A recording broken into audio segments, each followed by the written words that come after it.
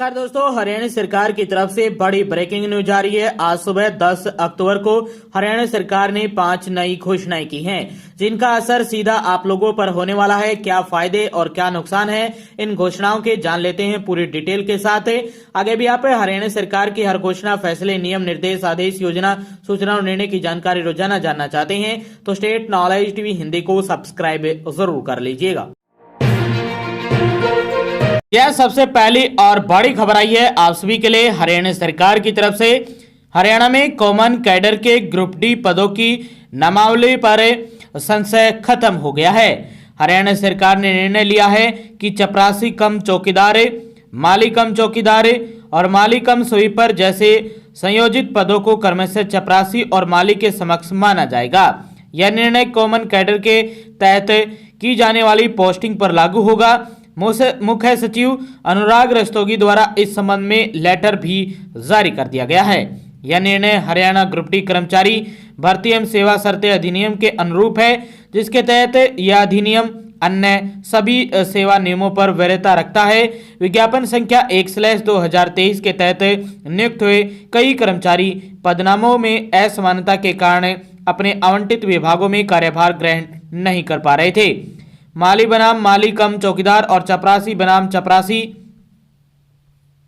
कम चौकीदार जैसे पदों के लिए विभिन्न नामों से भ्रम की स्थिति उत्पन्न हो गई थी। सरकार द्वारा जारी संशोधित निर्देशों के तहत अब सभी प्रभावित ग्रुप डी कर्मचारी अपने संबंधित विभागों में अपनी ड्यूटी ज्वाइन कर पाएंगे। मंडलायुक्त कार्यालय, उपायुक्त पंचकुला से रिलीव होने की तिथि और आधिकारिक पोर्टल पर ज्वाइनिंग रिपोर्ट प्रस्तुत करने की तिथि उनकी नियुक्ति की प्रभावी तिथि मानी जाएगी।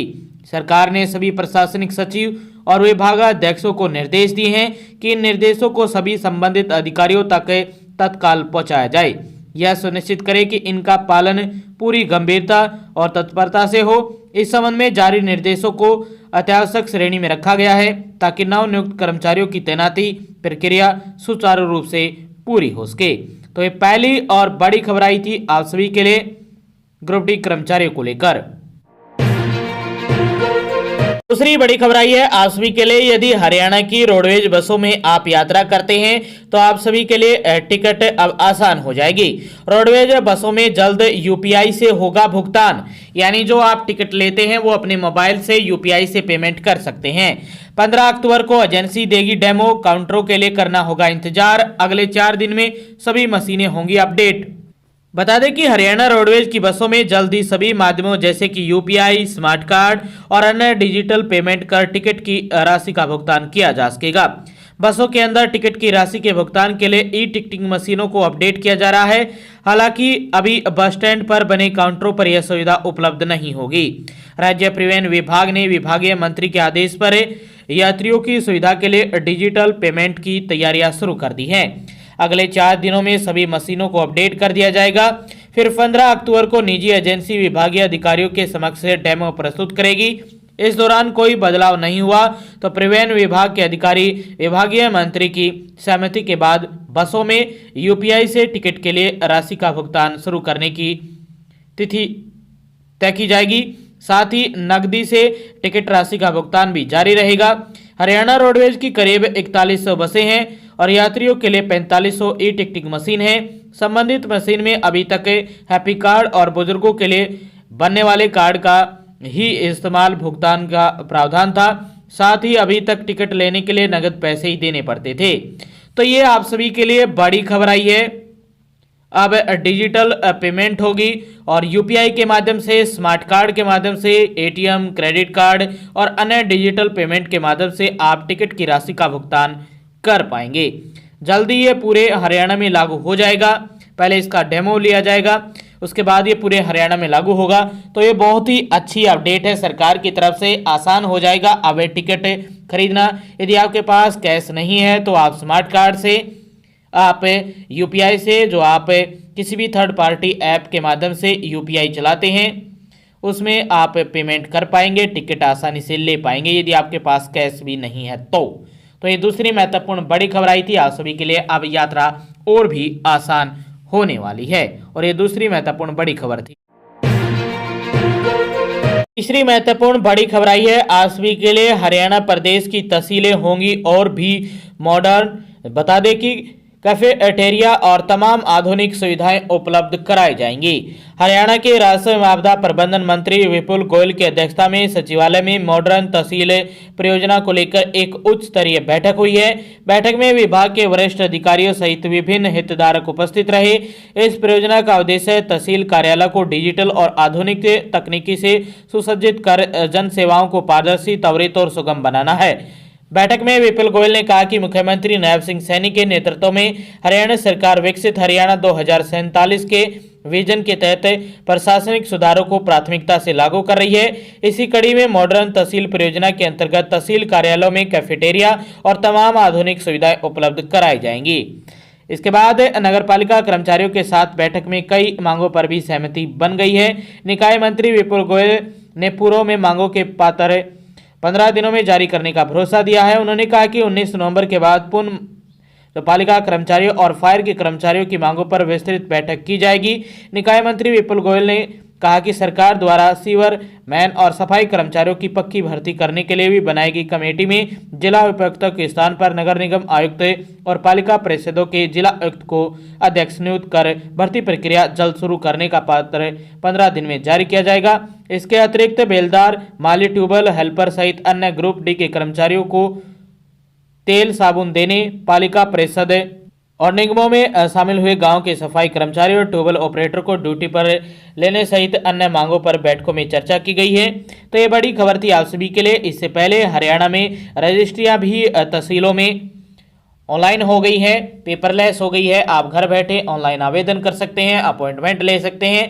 केवल आपको रजिस्ट्री करवाने के लिए, बायोमेट्रिक करवाने के लिए और फोटो अपनी खिंचवाने के लिए ही तहसील में जाना है। उसके बाद ही आपका जो प्रोसेस रहता है पैसे को लेकर यानी भुगतान को लेकर आपकी ज़मीन की, वो करना होगा और ये आप चेक के माध्यम से कर पाएंगे। तो ये बड़ी अपडेट है। पहले ही हरियाणा की जो तहसीलें हैं और भी मॉडर्न हो गई हैं, पेपरलेस रजिस्ट्रियाँ हो रही हैं पूरे हरियाणा में अब। और ये घर बैठे आसानी से आप पोर्टल पर, जमाबंदी पोर्टल के माध्यम से आप आवेदन कर पा रहे होंगे। तो ये बड़ी खबर है। और इसके साथ साथ और भी हरियाणा की तहसीलें मॉडर्न होने जा रही है। कैफेटेरिया और तमाम आधुनिक सुविधाएं अब तहसीलों में जुड़ने जा रही हैं। तो और ये तीसरी महत्वपूर्ण बड़ी खबर आई थी आप सभी के लिए हरियाणा सरकार की तरफ। महत्वपूर्ण बड़ी खबर आई है हरियाणा के किसानों के लिए। यदि किसान अपनी फसलों के लिए खाद खरीदना चाहते हैं किसी भी विक्रेता से, चाहे कोई प्राइवेट डीलर हो या सरकार के तहत जो सोसाइटी है वहां से आप खरीदना चाहते हैं, तो आप सभी के लिए मेरी फसल मेरे ब्यौरे पोर्टल पर आवेदन करना सरकार ने जरूरी कर दिया है।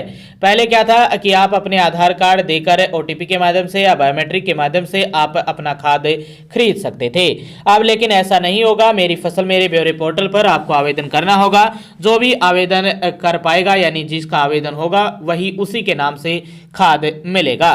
रसायन एवं उर्वरक मंत्रालय ने प्रदेश के सभी कृषि उपमंडल अधिकारियों को आदेश जारी किए हैं कि विभाग के अधिकारी किसानों को प्रेरित करने में जुटे।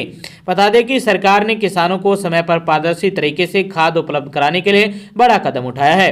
प्रदेश में मेरी फसल मेरे ब्यौरे पोर्टल पर आवेदन करने वाले किसानों को ही खाद मिलेगी। विभाग की माने तो इस व्यवस्था से वितरण में गड़बड़ियों पर रोक लगेगी और समय पर खाद मिलेगा। पंचकुला जिला इस योजना को पायलट प्रोजेक्ट के तौर पर लागू किया गया था। योजना के सकारात्मक परिणाम आने के बाद इसको प्रदेश के सभी जिलों में लागू कर दिया गया है और 2 दिन पहले इसकी शुरुआत हो चुकी है हरियाणा में। यदि आज आप खाद खरीदने जाओगे कहीं भी तो आपके लिए ऑनलाइन आवेदन करना बहुत जरूरी है। यदि आपने आवेदन कर दिया अपनी फसल के लिए, अपने जितने भी आपके पास क्षेत्र है, एरिया है आपके पास ज़मीन का, उसी आधार पर आपको खाद दिया जाएगा। अभी तक तो कोई क्राइटेरिया तय नहीं किया गया है, लेकिन जल्दी इसको लेकर क्राइटेरिया तय किया जा सकता है कि किसी भी 1 एकड़ के किसान को 3 से 4 कट्टा यूरिया और 1 DAP का, और इसी आधार पर अलग अलग फसलों के लिए अलग अलग जो खाद है वो दिया जाएगा। एक कंडीशन आ सकती है लेकिन अभी तक नहीं आई है। अभी तक केवल आपको मेरी फसल मेरे ब्यौरे पोर्टल पर रजिस्ट्रेशन करना होगा। तो आप 1 एकड़ का फसल का पंजीकरण करके भी आप चाहे जितने भी खाद है वो खरीद सकते हैं। अभी तक की ये अपडेट है। आगे आने वाले दिनों में इस पर कंडीशन देखने को मिल सकती है। ये भी बड़ी सूत्रों के हवाले से अपडेट आई है। अभी तक कोई कंडीशन नहीं है। आप अपना मेरी फसल मेरे ब्यौरे पोर्टल पर रजिस्ट्रेशन कर दीजिए और ये रजिस्ट्रेशन आपको कॉमन सर्विस सेंटर पर भी जाने की जरूरत नहीं है। घर बैठे अपने मोबाइल से रजिस्ट्रेशन कर सकते हैं। यदि आपने पहले कभी रजिस्ट्रेशन किया है तो केवल आपको फसल चेंज करनी है और सबमिट कर देना है और प्रिंट आउट निकाल लेना है। उस प्रिंट आउट पर वही आपका पंजीकरण होगा जो पिछले वाला है और उसी आधार पर आपका जो आगे खाद है वो मिल जाएगा आप सभी को। इसमें कोई कंडीशन नहीं है कि आपके पास यदि आधा किला है, 1 किला है, 2 किला है, 3 किला है, 4 किला जमीन है, आपको कोई लिमिट के अनुसार खाद मिलेगा। बिना लिमिट आप खाद खरीद सकते हैं। अभी तक लिमिट नहीं है। आगे आने वाले दिनों में सूत्रों के हवाले से अपडेट है कि लिमिट लगाई जा सकती है। तो जल्दी से जल्दी आप पोर्टल पर आवेदन कीजिए और अपना खाद खरीद लीजिए। तो ये चौथी महत्वपूर्ण बड़ी खबर आई थी हरियाणा के किसानों के लिए। पांचवी और आखिरी अपडेट आई है। सरकारी वाहन चालक बनने को अब 12वीं जरूरी कर दी गई है। अब सरकारी विभागों में सिर्फ 10वीं पास युवा चालक नहीं बन सकेंगे। इसके लिए 12th पास होना अनिवार्य कर दिया गया है। 10वीं या 12वीं में एक विषय हिंदी या संस्कृत होना अनिवार्य रहेगा, अन्यथा स्नातक में हिंदी जरूर होनी चाहिए।